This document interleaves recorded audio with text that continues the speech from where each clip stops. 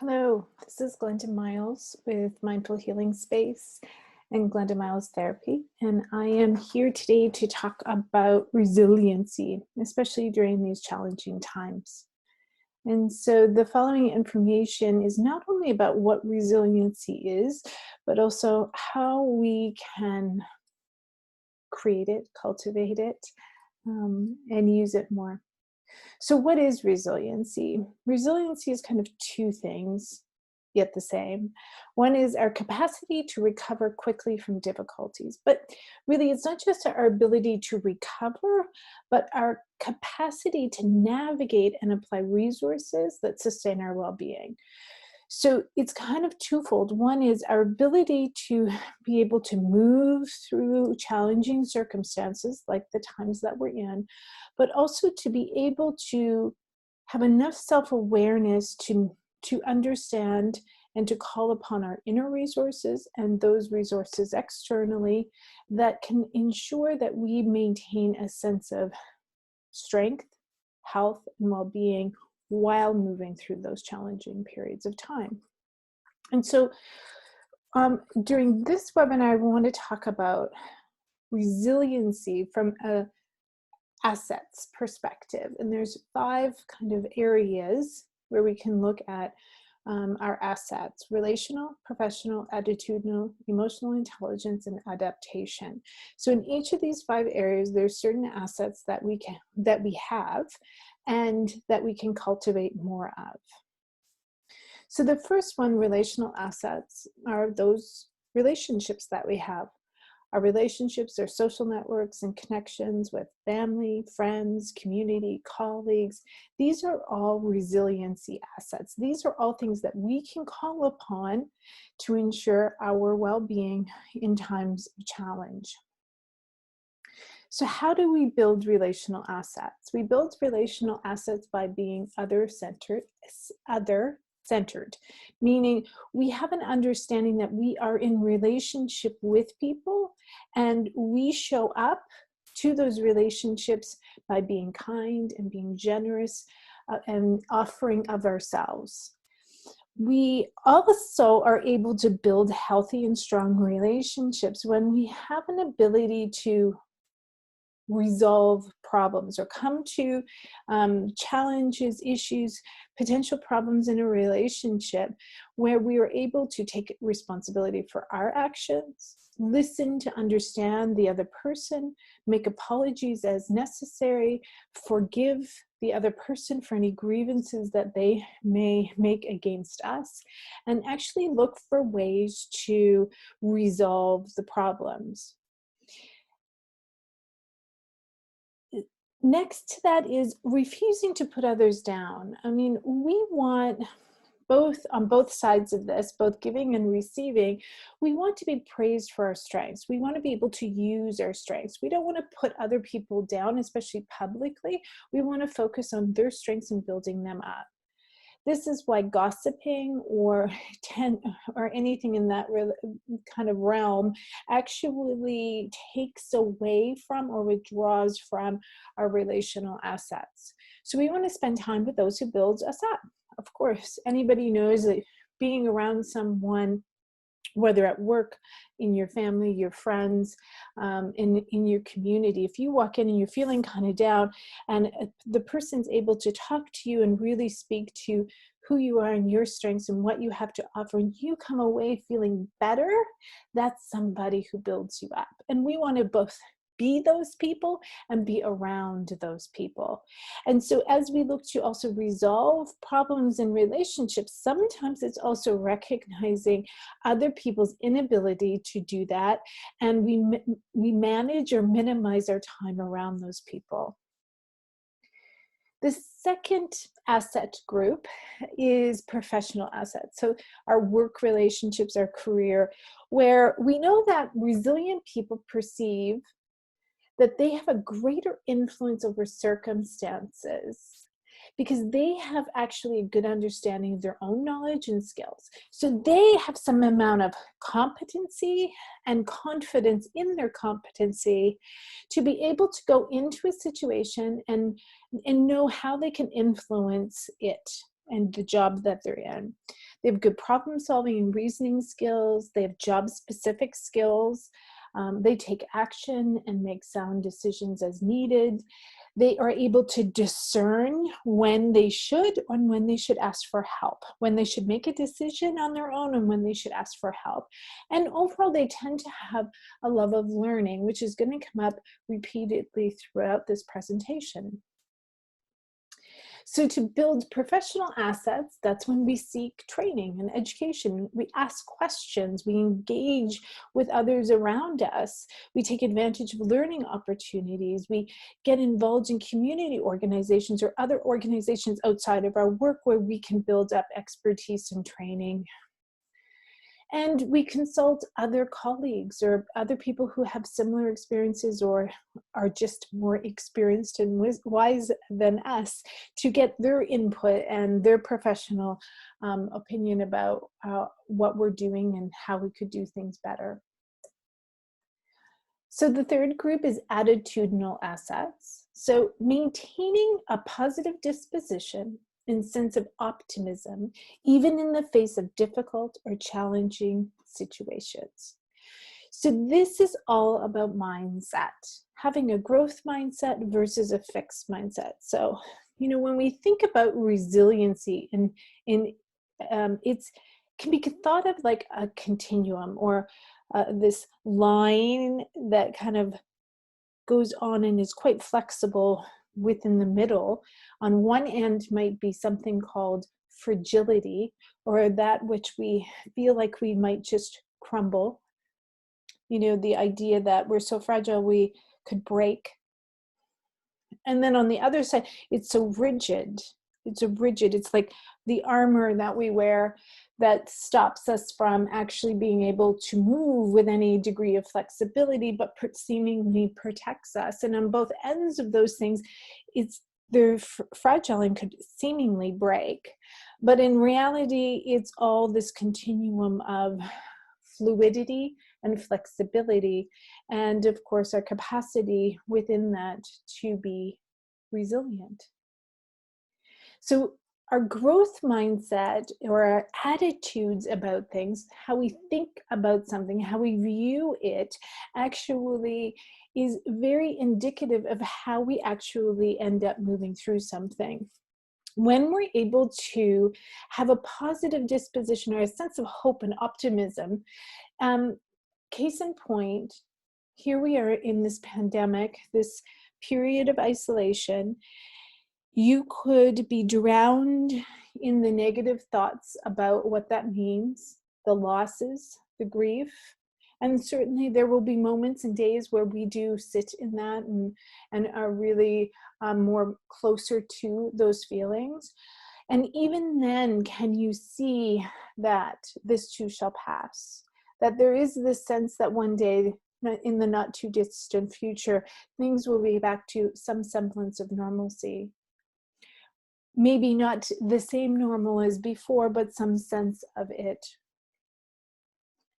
When we have a growth mindset, we're able to see that adversity is temporary, that obstacles can be seen as opportunities to grow, to learn, to look at things in a new way, to perhaps problem solve and create new innovative solutions to things. When we're able to then build upon these, we see that challenging situations are temporary, maybe not even setbacks, but are temporary situations that, you know, we have to move through with some flexibility. And when we do so, we can come to some transition into the change, knowing that it will only be there for some short period of time. Another attitude kind of shift that we can do is replace conversations that assign blame or fault with discussions about strengths and moving forward, problem solving. So when we attach blame or fault, we tend to very much focus on past. So we want to learn from things that have happened, but holding blame or fault kind of keeps us attached, if you will, to some past experience. It keeps us there, almost feeling stuck in that space and an inability to move forward. When we come to some acceptance that this is what has happened, so acceptance doesn't make it okay. It simply says, this is it. This is what happened. So we come to some acceptance of this situation. We learn what could we have done better, and we take that learning with us. But it doesn't hold us back. We are able to move forward. We want to be able to identify and act on opportunities for short-term or immediate success. And then, of course, give credit to other people who work with you or who are in this with you in this situation. So we want to be able to kind of go, okay, what are some of the quick wins?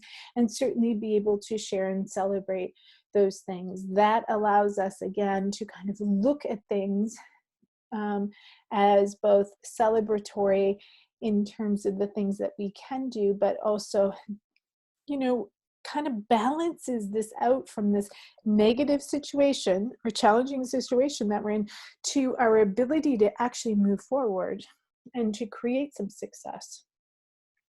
We want to be able to learn to challenge inaccurate thoughts and beliefs and interpretations. Having the self-awareness, which we'll talk about next, around, is that true? Is that thought, that belief, that interpretation, is it based on fact? Is it based on reality? Or is it based on my feelings about things, my own stresses, or my own past experiences? And so how do you learn to go, is it reasonable what I'm thinking right now? And come up with a balance, right? A balance, the circumstances with the perspective related to our strengths, our successes, our vision, our hope, our commitment. Yes, this is a hard situation, but also we are figuring things out. And find within difficult circumstances the potential for creating new opportunities and innovative solutions or responses. So one of the things is, we're noticing lots of companies and organizations and people really stepping up and creating things out of this situation that actually are a benefit to so many. And so that is really about how we learn, how we think about the situation. Is it going to hold you back? Or is this an opportunity for you to figure something out? When we think about mindset, we think it is how we think about the situation that dramatically affects how we will respond to the situation. And then as a result, how this situation impacts us. A growth mindset focuses on the ability of all of us to be able to grow and adapt. We know as humans, we watch young children grow into adults. We see people constantly making adaptations to who they are and how they live. We see it every day in the people around us. We see it even in ourselves. But sometimes that growth is so gradual that we forget how far we've actually come. And so sometimes it's important to think about that and think about how you have grown, because we all have limitless potential. We can constantly and ever change and grow. So with this in mind, how would you reframe your current situation? How could you reframe this from the idea that you actually have the potential to not only move through this and survive, but to thrive? Because things aren't happening to you. Things are happening around you in the world around you. And how they affect you is kind of up to you, which can both be this idea of self-blame, which only then creates this very fixed mindset and negativity, a negative attitude towards yourself, self-blame, self-criticism. Whereas if you think about that as an opportunity and it's empowering, that you actually can do something about this. You can change your circumstance. Emotional intelligence assets are the next group. So emotional intelligence is the ability to understand and manage our emotions. So we learn how to interact with our emotions and manage or self-regulate, as we call it, our emotions from our parents when we're kids. And some of our parents have taught us well, and some not so much. And some, we learn that some emotions are good and some emotions are bad. And that's not consistent in every family. And the reality is emotions are, they just are. We all have all of them, right? And they are neither good nor bad. They're a means of our body communicating with us. Emotions are our body's way of giving us information. It's like a feedback loop within our body about the experience that we're having, both relationally with someone else, but also in our environment. We're taking in information, and our emotions speak to us about what's going on. And so they can actually be used to enhance communication and understanding. But we often aren't taught how to actually do that. And emotional intelligence really speaks to our own self-awareness. Are we aware of our emotions, what those emotions are, how they affect us, what we typically do when we're feeling a certain way? How do you behave when you're angry? How do you behave when you're sad? When you're overwhelmed, are you able to actually notice that you're overwhelmed and take a break and calm and gain some perspective? Or do you not even notice until afterwards that you're overwhelmed or flooded? So having self-awareness is the first part of this, and a necessary part in order to then be able to regulate those emotions, but also then paying attention and actively listening to another person without allowing your own emotional state to overwhelm the conversation. And then, of course, having the compassion for others and yourself about what's happening and what the conversation is. So being mindful of how feelings are expressed and their impact then on other people. Are you able to communicate with some sensitivity, both for yourself and what's going on internally, but also then with the other person? This is definitely a practice, and some people tend to be much more self-aware or have higher emotional intelligence than others. But certainly you can, I'm sure, see how quickly developing this asset group in particular will have a huge impact then on some of the other asset groups, including, and probably most significantly, the relational one. So adaptation skills are strategies to reduce our stress and to work through or adjust to changing circumstances in our home and work context. So for sure right now, we are all working on these skills, our ability to adapt to this ever-changing circumstance. So I often think of it like adaptation is definitely the skills that we use during transition from point A to point B. So when we're making a change, A to B, we transition through it, and it requires adaptation assets. The more skills that we have or strategies for this that come under the adaptation assets, the I don't want to say easier the transition, but the more fluid or seamless the transition might be.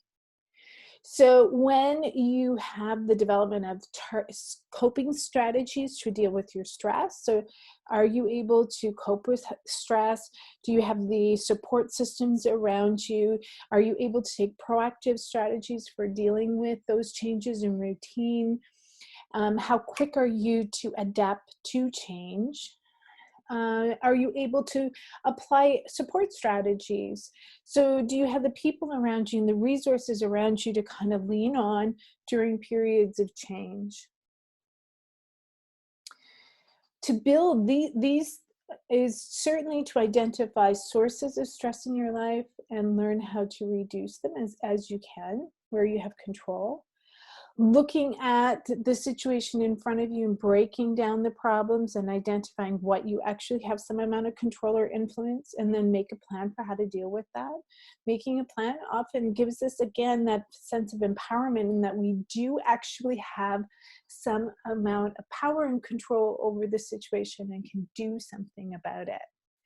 We can consult with other people and apply their problem-solving skills or their perspective.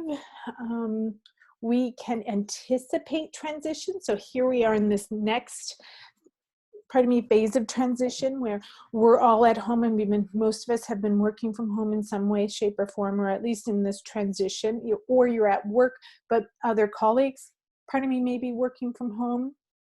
And so we've kind of settled at this point into this change. Now we're expecting this next wave of change, which is going back to work in some way, shape, or form, and the opening up of things.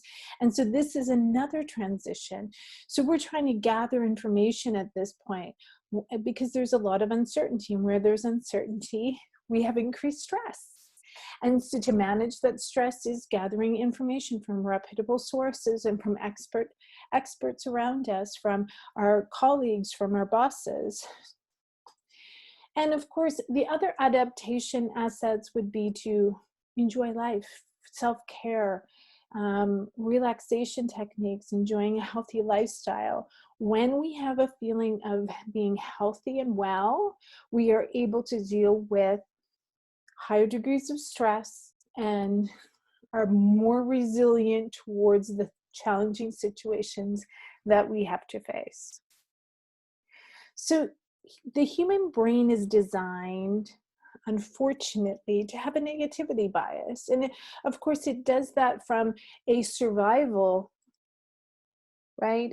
It's more important for us to know the potential harms, which can actually inflict severe injury to us, than it is to be as focused on the positive, which don't necessarily have the same impact on us negatively or to our survival. The challenge is we don't have the same survival potential harms to us as maybe, 1,000 years ago. Yet our brain still has that negativity bias. So what is a negativity bias? It is that the brain scans for the potential bad news or potential harms to us mentally, physically, emotionally. And when we see it, we over-focus on it. So it becomes very focused. And then we overreact to it. We over-remember it. It fast-tracks to our memory because we need to remember this is a potential harm to us. So the next time we might encounter it, it comes back to us very quickly. And we become gradually sensitized to it over time. So you can see how even in relationships, sometimes we do this where we're so hyper-focused looking for how somebody could harm us or how somebody could hurt us again if they've caused us some harm, that we become over-focused to that negative and we are not taking in the positive. And so our approach to things becomes overwhelmed in some way, right? To the situation, to the relationship. And when we become overwhelmed, we have this learned sense of helplessness. So when we have a feeling of learned helplessness, or that we don't feel that we can change the situation, we have no control over it, this is when we start to develop or move into almost this feeling of despair. And it can be very negative and spiraling into this darkness.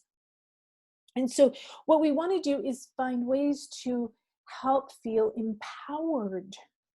That actually learned helplessness is related to this negativity bias and our mental mindset around how we're looking at the situation. And so when we shift one or both of those things, we can start to feel empowered and see where we can actually make changes. When a resilient person looks at something in a similar way, they won't overreact to the negative. Because they're well regulated, again, going back to those emotional intelligence, learning how to self-regulate their emotions, they won't overreact to the negative. They will notice the negative, the potential harm, and while noticing it, they will mobilize and take effective action. They will do something, but they will be thinking while they're also feeling. So although they're feeling and their body is becoming aware of the potential harm, they are thinking, right? They're engaging their whole brain into problem solving. They're learning to be in their body, to cope, to find ways of coping, which is reducing some of the stress or the overwhelm, while also reminding themselves that they can think, they can discern, they can make choices. When they start to make or take some action, then they start to see results, they feel more empowered, and they're able to do something about it. And of course, this is all grounded in this state of well-being. This person, this resilient person, if you will, is coming with this balanced perspective. They're able to see things, ask, is this reasonable? Is it reasonable for me to see this as a potential threat? Is this what's happening? Taking in a realistic view of what is, and then taking action as needed.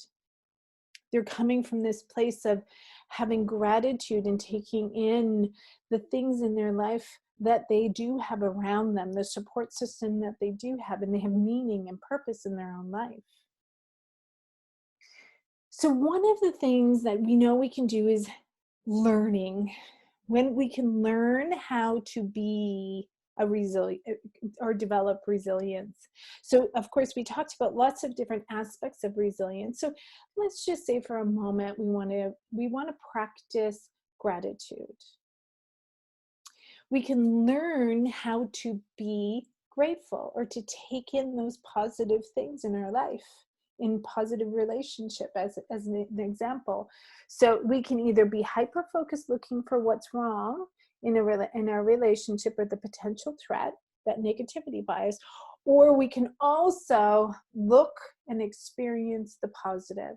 So when we're having a positive experience, whether it's, actually stopping and smelling the roses, as they say, or noticing someone being generous to us or doing something nice for us, or it's a positive interaction with a loved one, have that positive experience and take a moment and stay with it. Stay with it for one breath longer. Just hold it for a moment.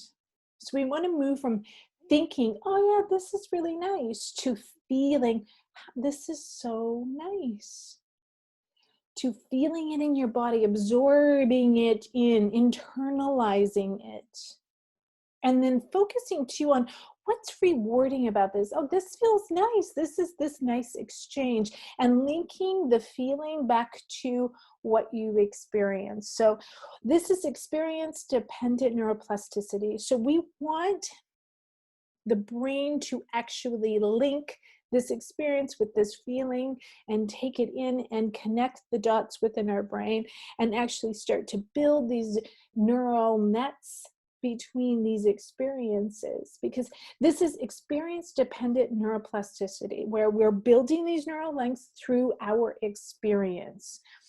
And the more times we do this, the more the brain grows these connections. And all of a sudden we start to feel a little different. So there's multiple parts of the brain, but 3 parts of the brain that we're going to talk about in relationship to this. So one is the back of the brain, the brainstem, which we often refer to as the lizard brain. So if you've ever watched lizards, you know they're very jittery, and it's all about safety and survival. So this part of the brain is very much focused on that survival and safety. So when we feel safe, the lizard's gone. And then we can move up to the middle brain, the mammal part. And this is all about satisfaction and rewards and, the pleasure-seeking part. And then we move up to the frontal cortex, or the frontal part of our brain, which is the last to actually develop. And this is where we, as call it the primate brain, it's the connections. It's where we build attachment and connection to both people and relationships, attachment to people, but also connecting the dots to things. And we're able to start kind of creating the puzzle pieces of, well, yes, this is happening, but I also know this and this and this. And we start to create a different picture. It is like the CEO of the brain. This is where our executive functioning happens, where we're able to kind of make different decisions based on a whole bunch of information, not just survival or that safety aspect in the lizard brain. And so when we think about this is, not usually fully developed until your mid to late 20s. And so we see people making choices when they're younger, especially teenagers in early 20s, that maybe aren't, you kind of ask the question, why did you do that? And it's because there's a different part of the brain that's more in charge, if you will. And these aren't fully developed, the frontal cortex, until later in life, about 26, 27, 28.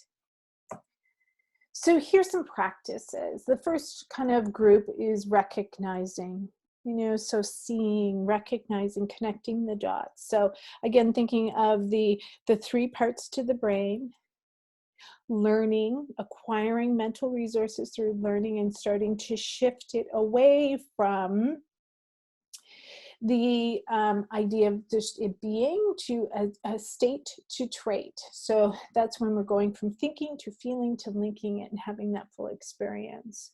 Mindfulness, being in the present moment without judgment. So starting to just notice what's happening. And compassion, being kind, being generous to others, noticing someone else's suffering, our suffering, and trying to do something about it or to remove that suffering. Resourcing, this is where we look for the resources to actually deal with the situation. So grit, gratitude, confidence. So grit, are you able to internalize experiences where you've figured something out, where you've have patience and persistence and you've resolve? Grit is about being strong and figuring things out. Gratitude, letting be, letting go, letting in, finding those spaces in your life, the people, the things that you can take in and be grateful for. Noticing that which you have. And then confidence, being mindful of self-criticism, which is that negativity bias, right? It isn't about growth, although we have to be critical of taking responsibility for what we've done. We don't want it to become self-blame or self-criticism to the point that it becomes something else entirely. We want to be able to securely attach to others. We want to be confident in our own capabilities, our own skills and knowledge, and a willingness to learn and to grow. The next group is regulating. So this is, again, regulating the nervous system. So going from learning how to be in restful states, calm, learning how to engage the rest and digest. Again, we're talking about the lizard brain in this part, where it goes from the fight, flight, freeze response, so the sympathetic, to engaging the parasympathetic or the rest or digestion, learning how to do that. The midsection, motivation, maintaining that vision or the goal that you have when you're facing adversity, so that you can kind of keep that in mind, that you can move through this, it will be temporary. Intimacy, having this strong sense of me in the midst of we're in this together, but here's my part in it. And I know who I am, and I'm going to focus on my responsibilities and my personal code of conduct, no matter what others may be doing. This is the way I want to show up now. When I stand at the end of this, how am I going to look back at how I behaved during all of this? And am I going to be okay with that? And the last one is relating. So the courage, are we able to communicate authentically, openly, wisely? The midsection, again, aspirationally, what do you enjoy? The rewards, the strengths, what is it you care about in creating some degree of satisfaction in how we are? And then lastly, the idea of generosity. When we're generous, it allows us to connect ourselves to everyone in our community and to the people around us. And it strengthens us. It strengthens our own sense of fulfillment and meaning. So resiliency during this time can look like, 1, find your footing, figure out what's going on for you, look for the expertise or the help along the way, and take appropriate actions for yourself to keep yourself safe, satisfied, and connected. Secondly is learn to be calm and centered. So calm down, stabilize, take a breath, tune into your body regularly, come into the present moment, and when necessary, call upon those times when you've been gritty and strong. You have made it through many challenging times in your life. Remember that. And third is tend and befriend. Reach out to others, help others, be kind to others, take care of somebody else, ask for help as you need to. These are all things that when we tend and befriend the groups around us, we reduce the symptoms of stress and we're able to acknowledge our own resiliency. And remember that you are much more capable than you give yourself credit. Self-blame, self-criticism will only keep you feeling less than capable. When you start to acknowledge all that you have been through, you start to realize you're much more capable, and therefore you feel like you can take on much more than maybe you think you can. Throughout the day, taking moments to ground, to center, to breathe. Even now in this moment, stop, sit down, take a few deep breaths.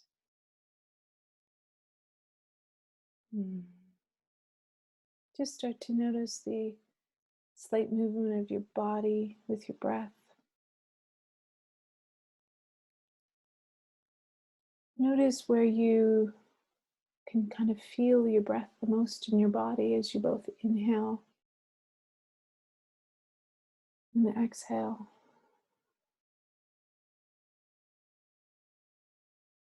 Start to notice as you breathe how your body may just soften.